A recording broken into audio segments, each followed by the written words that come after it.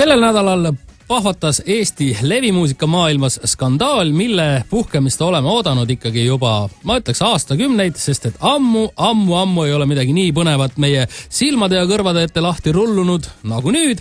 Igasugused räpparite omavahelised tõmblemised on, ikkagi ütlen otse välja, mannetud selle kõrval, mis nüüd juhtus. Nimelt on läinud omavahel siis raksu kaks Eesti levimuusika ajaloo suurkuju, ansambel Perekond Sõnajalg ja Igor Maasik, a.k.a. Onu Bella.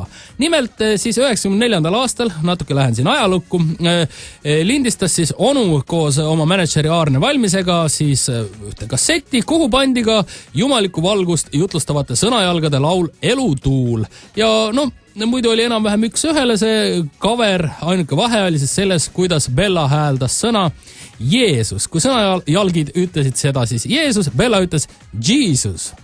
Ja nüüd, aastakümneid hiljem, on sõnajalgide Viivi ja Olegi poeg siis asja üles tõmmanud ja pahandanud ning helistanud nii Valmisele, nii Bellale, nõudnud selle loo kohest mahavõtmist ja läinud ikkagi korralikult tülli ja asi ilmselt läheb kohtu suunas. Ja oleme nüüd helistanud siis õdedele Viivile, Siirile ning tahame teada, mis värk on. Halloo, kes sealpool on?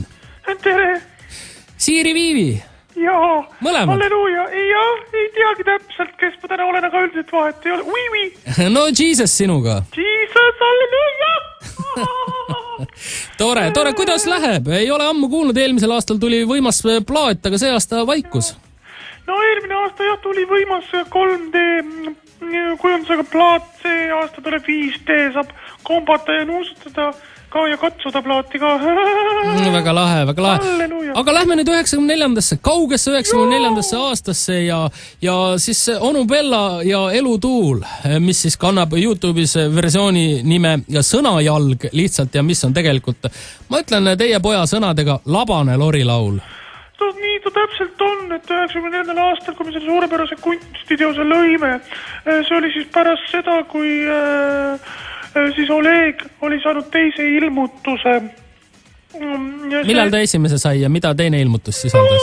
Esimene oli juba siin 70-ndatel, aga teine ilmutus oligi siis mingi aastake ennem selle laulu ilmumist. See oli Niguliste kiriku seal taga parklas. Seal, kus parmud peeti joovad? Ja seal parklas ja kui seal uisu kohta on ka ja ausalt oli käisime uisutamas. Oleg kukkus kõvasti, sai uisuga vastu pead ja oba! Maria Magdalena väga lahe. Tuli ja aitas ta üles. Ja oli kohe laul olemas. Jeesus oli ka muidugi temaga koos. Uisutas ainult. Tema Jeesus ei uisutanud ja. Miks siis nüüd teie poeg alles reageeris? Miks varem ei reageerinud ja kuidas te ise suhtute sellesse Onu Bella varianti? Ausalt öeldes ei ole üldse teadlik, et selline asi on, et meie sellises kuratlikus kohas nagu internetimaailm eriti üldse ei käi. Aga noored peavad käima ja minu meelest on see väga saatanlik ja sakrilegioonne koht, kus nagu käia. Aga meie poeg käis ja ütles, et selline asi on. Mis nüüd saab?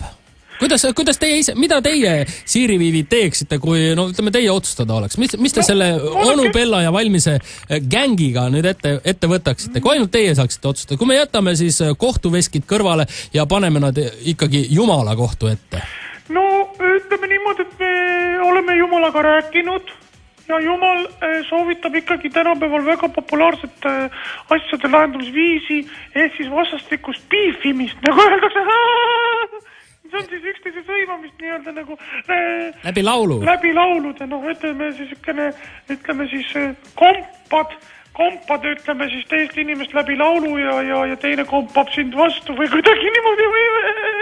Te olete valmis Onu Bellat kompama, Siiri? Ja mul on juba ka paar rida valmis siin. Millise Onu Bella looga te teda siis kompate? Muidugi väga kavalalt olles selle siis oma sellises sõnumit kandvasse lainesse pannud. Ja ma võtsin selle Onu Bella loose, ma võtsin viina, tegin selle nagu juba. Ai, milline kaval plaan, siis see tegelikult ei sobi ju absoluutselt teie maailma nägemise ja põhimõtetega ju kokku, on ju nii? Ja, aga ma tegin sõnad ümber. No palun laulge. Oota, ma proovin korraks. Mul pole peas veel siin hästi. No võta paber ette, istu klaveri taha ja hakka pihta. Nii, oota. Kuule sina mees, kelle nimi on onu Bella. Löön sulle jalaga kohta hella. Sa võtsid meilt loo ära. Ja kui löön jalaga kohta hella, ütlen kõvale ka nais, siis sa enam pole mingi seksikas poiss. Sa võtsid meilt loo ära.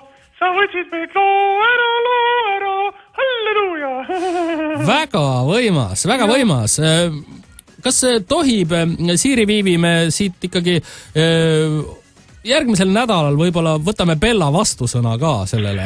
Ma arvan küll, et see oleks tegelikult ikkagi loogiline ka, aga kui ta hakkab nagu vastu piifima, siis ilmselt siis ma võtan järgmise loo ja teen ka sellise tabavama riimi veel, mis ikka solvab teda. Teate, mis võiksite Siiri Viivi teha? Kui on jällegi selline hoidiste valmistamise aeg, pidage viha endas, sest pikk viha on mõnus ja see on eestlaslik, eks ju? Ja ikkagi kristlik ka. Aga Bella on teadupärast kõva kodukokk ja valmistaja. Kui ta hakkab midagi sisse tegema, siis lennake oma helikopteriga Saaremaalt Tartusse tema akna taha ja puhuge külma tuult, siis tal lähevad purgid katki. See on väga hea idee. On ju?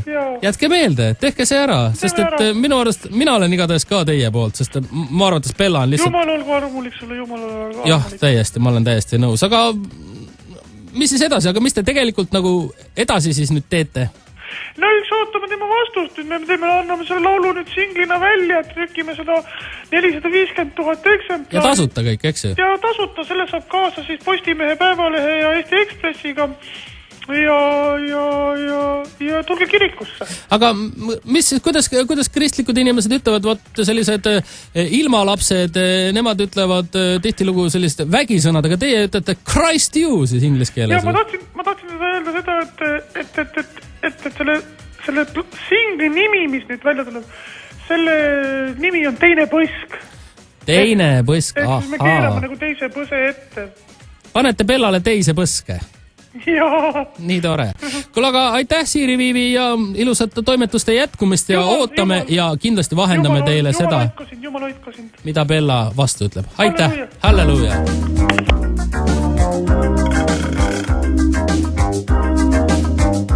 Esta canción es sobre España.